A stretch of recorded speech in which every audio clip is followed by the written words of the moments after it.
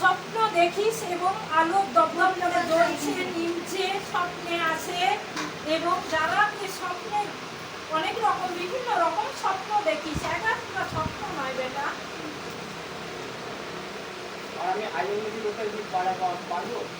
অবশ্যই পারবি, এগিয়ে যাবি বেটা। পারছি না কেন? আমি তোর মন স্থিতি নেই, তোর যে মনটা স্থিতি নেই বেটা, মন অন্যরকম।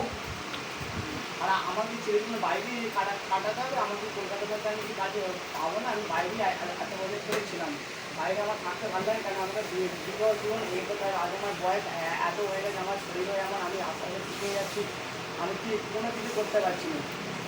সব দিক দিয়ে বাধা বিঘ্ন করে রয়েছে।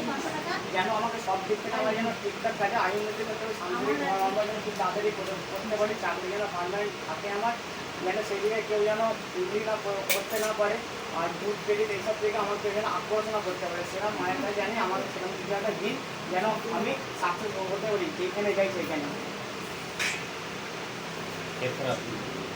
মাকে অনেক ভালোবাসিস, মাকে বিশ্বাস করিস, তারা মাকে অনেক ডাকিস, সদাইও রয়েছে, কিন্তু তোর বাধা বিঘ্নের জন্যে তোর কিছুই অর্থ কষ্ট এবং বিবাহ জীবন যে চাইছিস এখন সেদিক দিয়েও এগোচ্ছিস না, কাজবাজের দিক দিয়েও এগোতে পারছিস না, সব দিক দিয়ে পরাজয় বেটা।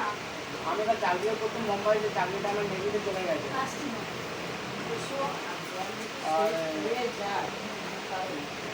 আর কথা হচ্ছে আমি কালকে দক্ষিণা কালীর দীক্ষা নিয়েছি, দক্ষিণা কালীর দীক্ষাটা খুব ভালো হয়েছে, কাজ হবে।